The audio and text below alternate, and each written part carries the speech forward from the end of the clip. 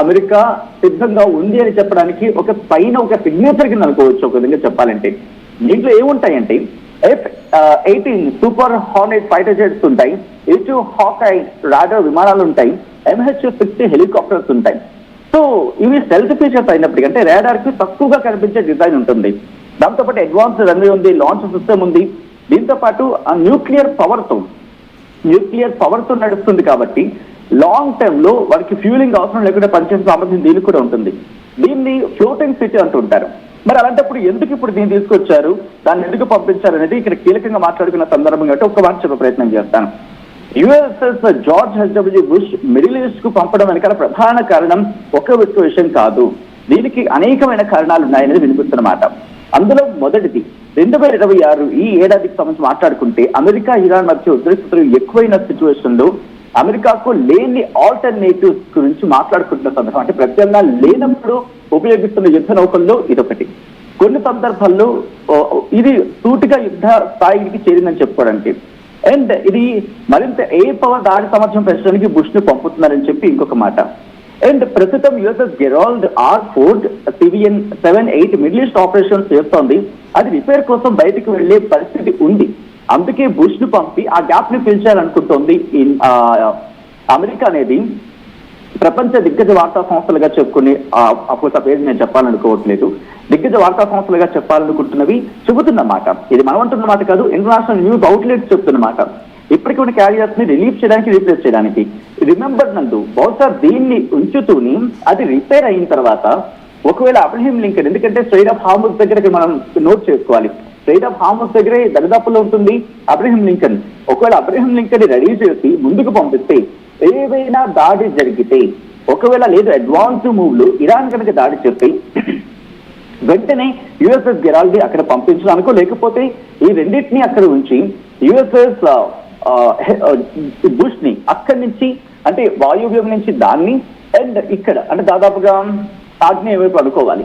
So ఇక్కడ strait of Hormuz దగ్గర వీటిని ఉంచి ఒక్కసారిగా దాడి చేసే అవకాశం ఉంటుంది. ఎందుకంటే ఇక్కడ ఇంకొక మాట గురించి మాట్లాడుకోవాలి, నేరుగా భూతల దాడులకు సిద్ధమవుతుందని చెప్పి మాట్లాడుకుంటున్న తరుణంలో ఒక్కసారిగా ఇరాన్ మీద అటాక్ దిగే ప్లాన్ చేస్తుందా అమెరికా అనే అంశానికి బలం చేకూర్చేలాగే ఉంది ఇది. మరి చాలా మంది అనిపించవచ్చు ఇదేనా భారీ మిలిటరీ బిల్డప్ అంటే. 2026 తర్వాత 2026లో ఇక్కడ 2003 గురించి మాట్లాడుకుంటున్నారు. ఇరాక్ యుద్ధం తర్వాత బిగ్గెస్ట్ యుఎస్ బిల్డప్ గా చెప్పబడుతోంది. ఎందుకు? క్యారియర్స్ ఉన్నాయి, ఫైటర్ జెట్స్ ఉన్నాయి, మిసైల్ డిఫెన్స్ సిస్టమ్స్ ఉన్నాయి, దాంతోపాటు ఈ వార్ షిప్స్ చేరుకుంటాయి, ఇవన్నీ ఉన్నాయి. ఒకవేళ బుష్ కూడా చేరితే ఇది 3rd ఎయిర్ క్రాఫ్ట్ క్యారియర్ అవుతుంది. అంటే ద హైయెస్ట్ పవర్, దాని ఏమంటారు ప్రదర్శన అంటూ ఉంటారు కదా, బల ప్రదర్శన అని చెప్పుకుంటూ ఉంటారు కదా, అలాంటిది. అండ్ స్ట్రాటజిక్ మెసేజ్ గా చెప్పుకోవాలి. ఇరాన్కి ఒక హెచ్చరిక, అంటే ఈ తరహా క్యారియర్స్ ని పంపడం అంటే మేము యుద్ధానికి ఇంకా పూర్తి స్థాయిలో సిద్ధంగా ఉన్నది ఇండికేషన్ ఇవ్వడం. దీన్ని ఏమంటారంటే డిటరెన్స్ అంటూ ఉంటారు, అంటే ఒక భయపట్టే స్ట్రాటజీ అని కూడా అంటూ ఉంటారు. And strait of Hormuz oil security, ప్రపంచంలోనే స్ట్రెయిట్ ఆఫ్ హార్ముజ్ ద్వారా 20% ఆయిల్ రూట్, అది అందరికీ తెలిసినప్పటికీ చాలాసార్లు మాట్లాడుకున్నాం. ఇరాన్ ఈ ప్రాంతంలో ఇబ్బందులు సృష్టిస్తే కనుక ప్రపంచంపై ఇబ్బంది ఉంటుంది. సింపుల్ గా చెప్పాలంటే USS George HW bush middle east కు వెళ్తోంది. ఎందుకు అంటే ఇరాన్ లో ఉద్రిక్తతలు, అంటే యుద్ధ పరిస్థితిని ఇంకా పెంచే పరిస్థితి ఉందని అమెరికా చెప్పకనే చెబుతోంది. రెండోది అక్కడి నుంచి వెళ్ళిపోతున్న గిరాల్కి సపోర్ట్ గానీ రీప్లేస్మెంట్ గా. అండ్ మూడోది అమెరికా తన సైనిక శక్తిని ఇంకా చూపించాలనుకుంటోంది. నాలుగోది ఆయిల్ రూట్లకు సంబంధించి, అంటే ఒకవేళ ఇది యుఎస్ బుష్ కనుక వెళితే ఒకవేళ అబ్రహీం లింకన్ తో పాటు అండ్ ఇది కూడా యుఎస్ గెరాల్డ్ రిపైర్ అక్కడికి వచ్చింది అనుకుందాం. అండ్ యూరోప్ సంబంధించి వార్ షిప్స్ కూడా అక్కడికి చేరితే ఇరాన్ తలొగ్గే అవకాశం ఉంటుందా? సీ మైన్స్ ఎన్నున్నా కూడా ప్రపంచం నుంచి వస్తే ఇరాన్ తలొగ్గే అవకాశం ఉంటుందని చెప్పి అటువైపు నుంచి ప్లాన్ చేసుకొస్తుందా? అండ్ ఆఖరికి 5వ పాయింట్ బల ప్రదర్శన అండ్ ఒక హెచ్చరిస్తుంది. దీని గురించి కూడా మాట్లాడుకుంటున్న సందర్భం. ఈ రెండింటితో ఒకసారి కంపేర్ చేసి చెప్పే ప్రయత్నం చేస్తున్నాను, ఎందుకంటే చాలా కీలకంగా మాట్లాడుకుంటున్నారు.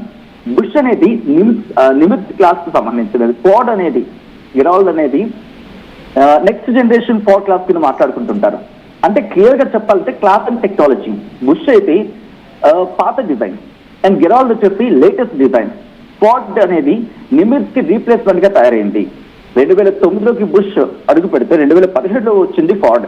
దాదాపు $6 బిలియన్ ఖర్చు బుష్ మీద ఉంటే $13 బిలియన్ క్వాడ్ మీద పెట్టిన పరిస్థితి ఉంది.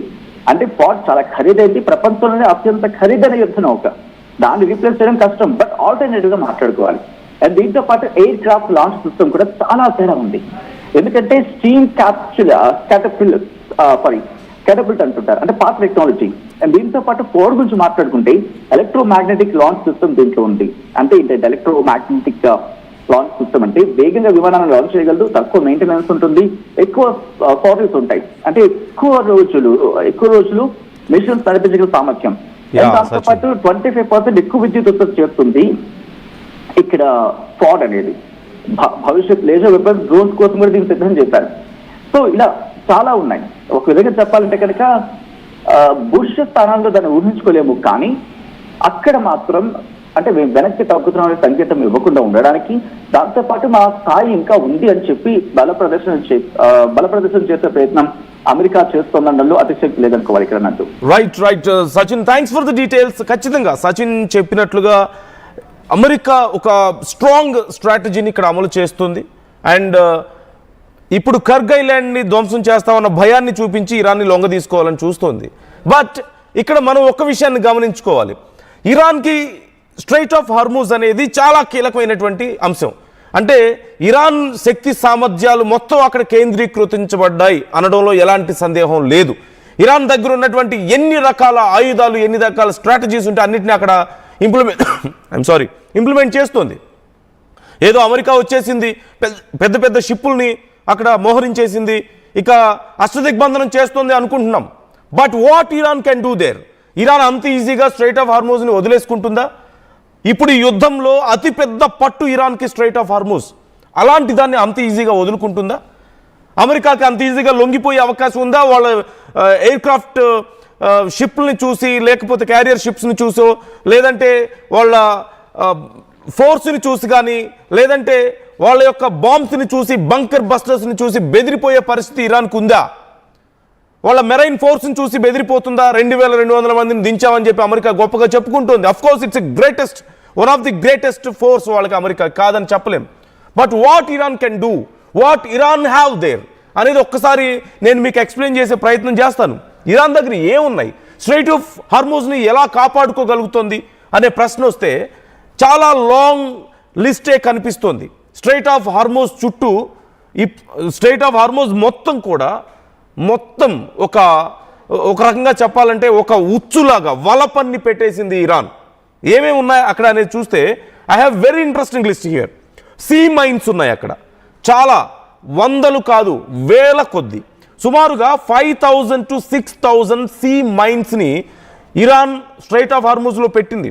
స్ట్రైట్ ఆఫ్ హార్మూజ్ విడ్త్ ఎంత ఉంది, అక్కడ ఉన్నటువంటి డిస్టెన్స్ ఎంత అంటే ఆన్ యావరేజ్ అరౌండ్ 30 కిలోమీటర్స్. దాంట్లోనే 5000 నుంచి 6000 సీ మైన్స్ని పెట్టింది. అంటే ఏ ఒక్క షిప్ దాటడానికి ప్రయత్నించినా ఇంపాక్ట్ ఖచ్చితంగా ఉంటుంది, జస్ట్ మ్యాటర్ ఆఫ్ 30 కిలోమీటర్స్ కాబట్టి. అలాగే యాంటీ షిప్ మిజైల్స్ ఉన్నాయి, అంటే షిప్స్ని ధ్వంసం చేసే మిజైల్స్ అక్కడ పెట్టింది. అండ్ ఫాస్ట్ అటాక్ బోట్స్ ఉన్నాయి, లైక్ మనం ఇంతకుముందు చెప్పుకున్నట్లుగా ఫ్లీట్ ఆఫ్ మస్కిటోస్ లాంటి ఒక సిస్టమ్ ఉంది. ఇక డ్రోన్స్ ఆల్రెడీ ఇరాన్కు ఉన్నటువంటి అతిపెద్ద శక్తి. వాటితో పాటు కొన్ని అన్మ్యాన్డ్ బోట్స్ కూడా ఉన్నట్లుగా తెలుస్తుంది, అంటే మనుషులు లేకుండా కేవలం రిమోట్ గైడెడ్ బోట్స్ ఉన్నాయి.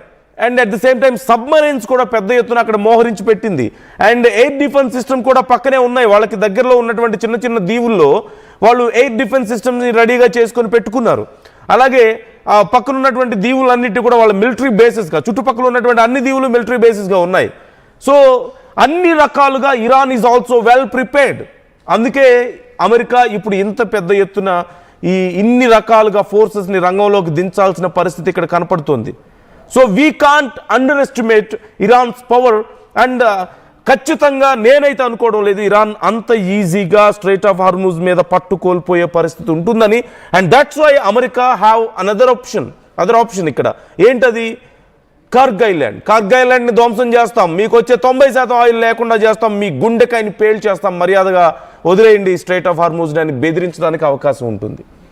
Either they destroy whole Iran's army there, whole Iran's power there, or భయపెడతారు స్ట్రైట్ ఆఫ్ మాకు కర్గ్ ఐలాండ్ ఉంది, మా దగ్గర పట్టుంది కర్గ్ ఐలాండ్ మీద అని చెప్పేసి.